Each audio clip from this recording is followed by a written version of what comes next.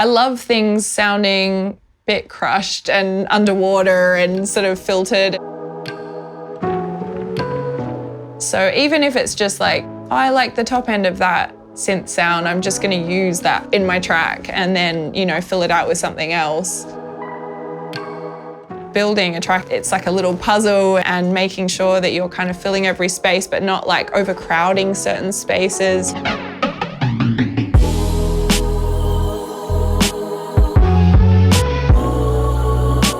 I'm Kito. I'm a songwriter and producer from Australia, and I live in LA now. Some of the people I've worked with are Fletcher, Channel Trez, Van Jess, Empress of. The year before I moved to LA, I worked with Jorja Smith, and it was just before she started to blow up, and it was amazing timing actually to have something on her album. And when I moved to LA, that was like a great point of reference of like, oh, there's something you've done that I've heard of.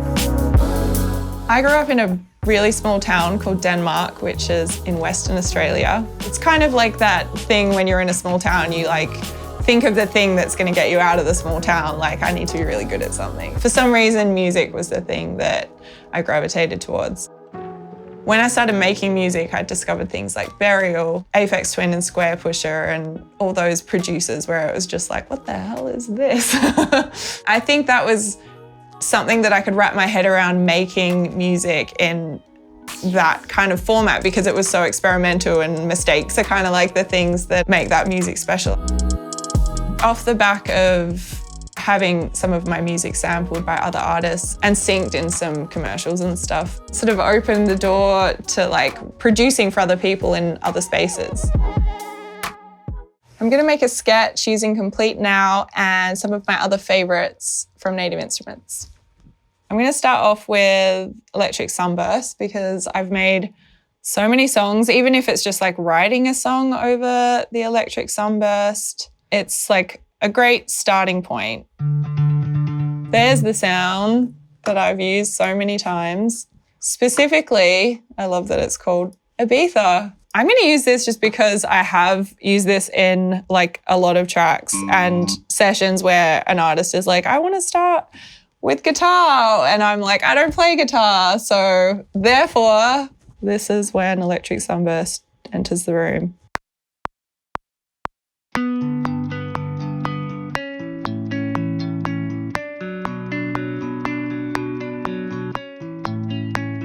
There we go. It's a loop.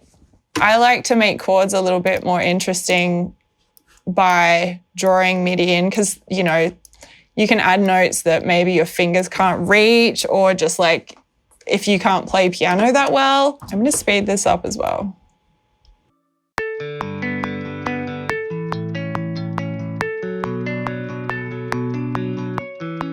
Starting with something like that's good because you know it's like good catchy chords that you can write over. You can write a song over it, but maybe it's not that inspiring unless you've got, you know, something else to make it sound a little bit more.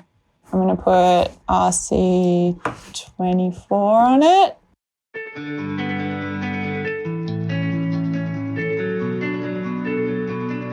And then I'm going to also, what else have we got here? Guitar rig.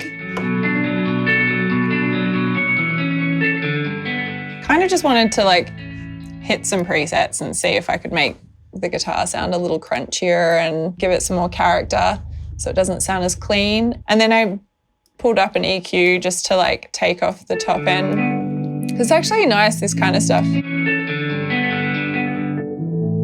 Like sometimes it's nice to just use it like that, you know, like use just a bit. Like maybe do one an octave down, and then maybe we have one for like the pre-chorus that's like an octave up. The pattern changes a bit sometimes. If you change like the octave or even like adding notes, you know, it jumps to, it like catches a different note with this preset in Electric Sunburst. So it's quite fun just for workflow, and like all of a sudden I'm like, cool, this sounds like a different section, and I've just transposed it. I'm just going to map that out as like, that's like a pre-chorus section, and then back to like down an octave for chorus. So I'm gonna add a bass. I'm gonna find it in massive X. I want like a long, Reese bass. I'm gonna copy the MIDI down and then delete all of these ones and just keep the bass notes. And then, because that's a higher octave, maybe even lower.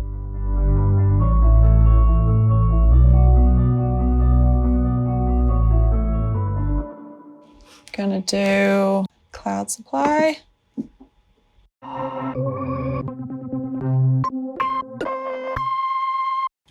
This one, Signer. I'm just using the standard Logic arpeggiator, which is just here, like you can choose it as a MIDI effect and put it on any instrument. So fun to just throw that on a straight chord progression like this and throw an arp on it. And then all of a sudden you have this, you know, cool little melody. It is so fun.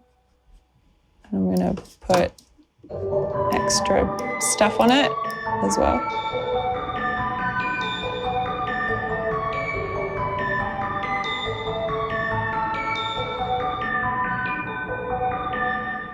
Okay, I'm gonna open Battery now. I've dragged in some samples that I like, that I use a lot. Just literally dragging them in like that. And then I've got my kit here.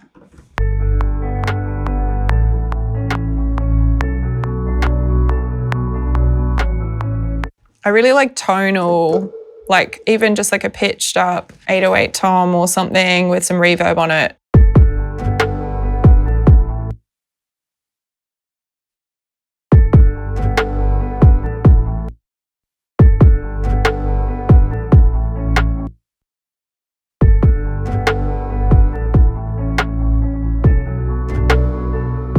I'm going to use massive X for another bass sound.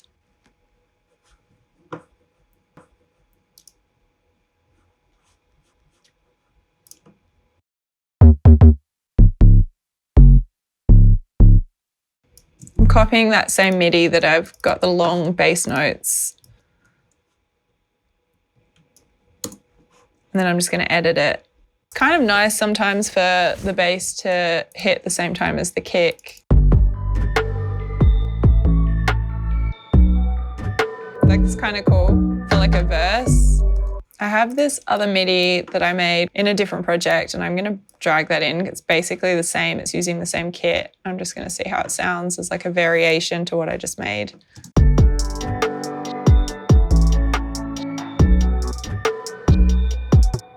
Yeah, let's see what else we can find to layer up. Maybe a different melody.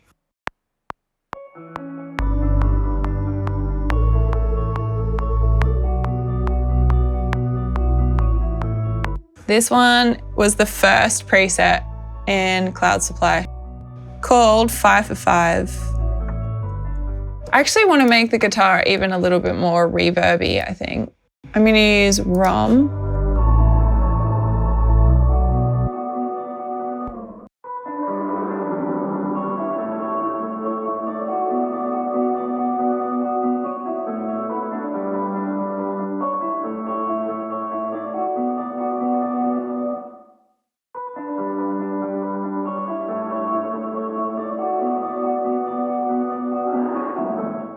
I'm just like creating space, I guess, like taking off a lot of the top end.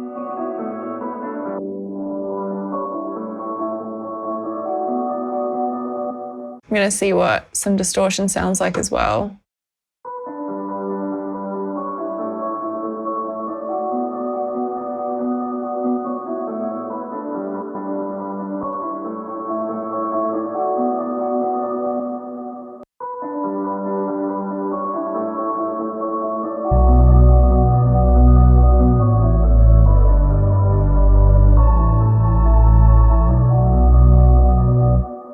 So I have these like toms that I cut up, little samples, and I'm gonna put them in as well. I'm just gonna drag them straight into Battery because I like playing them like that.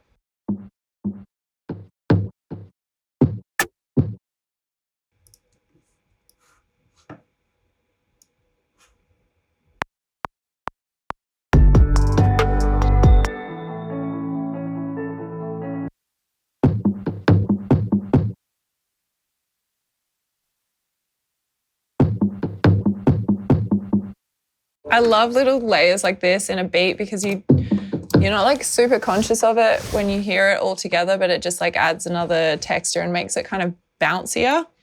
There's actually also a plugin that I really like, Transient Master. I use it so much on drums, especially like increasing the attack, and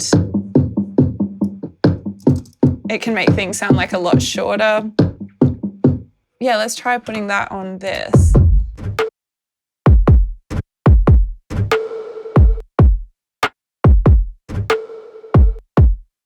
See if I make it really, can make it super short.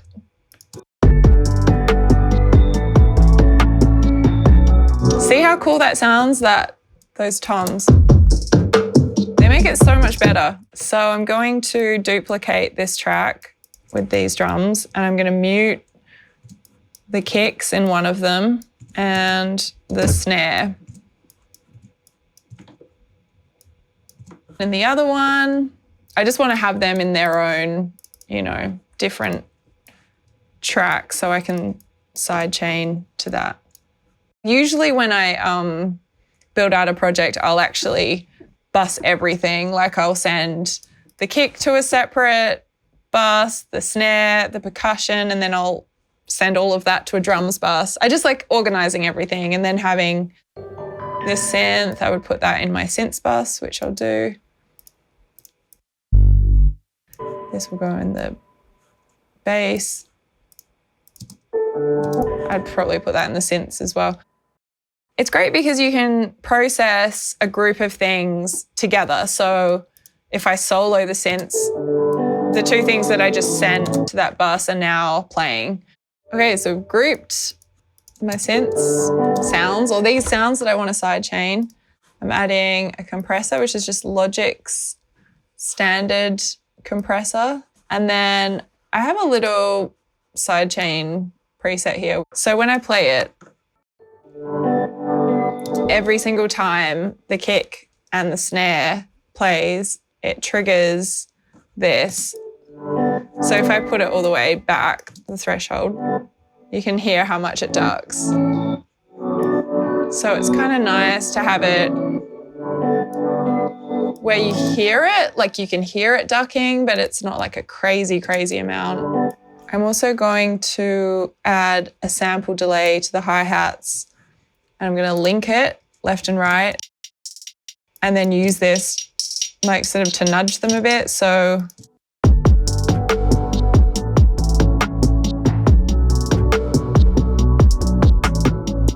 just so they're not like so quantized, and I think they sound good if they're a little bit behind the kick and the snare. This is super simple, but it's such a great starting point, like this amount of stuff in a project to start writing a song around. That little guitar thing just on its own can be the verse. This can be a pre-chorus. Chorus section with the drums. Big amazing chorus, really great writing, memorable hook, everyone loves it. I'm probably going to keep the drums going for the second verse, but like take some stuff away. So maybe it's just like the bass. I'm going to copy the MIDI of the shorter bass notes to the longer bass.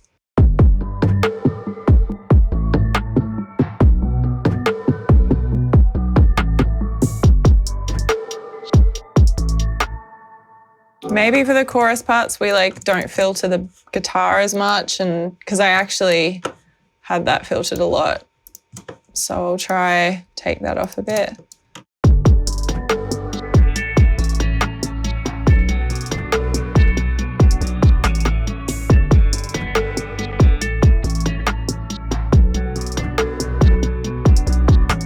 There are zero rules, but how I would approach a track like this, perhaps here we take away the low end or filter up the bass.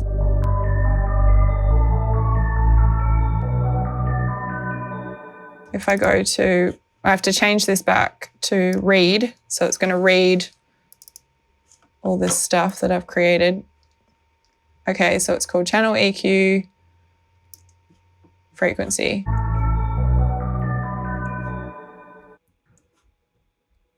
This is kind of like the core instruments in a way that are in my song Bitter with Fletcher, and so many people have asked me about that production, and I wanted to show how simple it is. Like, we started writing Bitter off Sunburst. It was, let's see if I think the chords.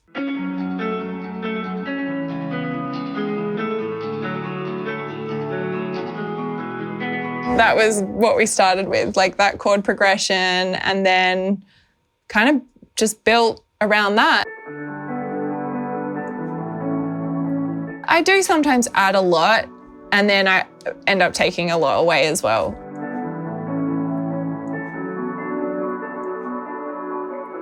I love when a track just sounds like it has like 5 things in it, and it might be like a track with 50 tracks in a project, but the way things are grouped and EQ'd, you're not really like paying attention to so many things going on. You're just in the track and you're just enjoying the song. It should just make you feel good.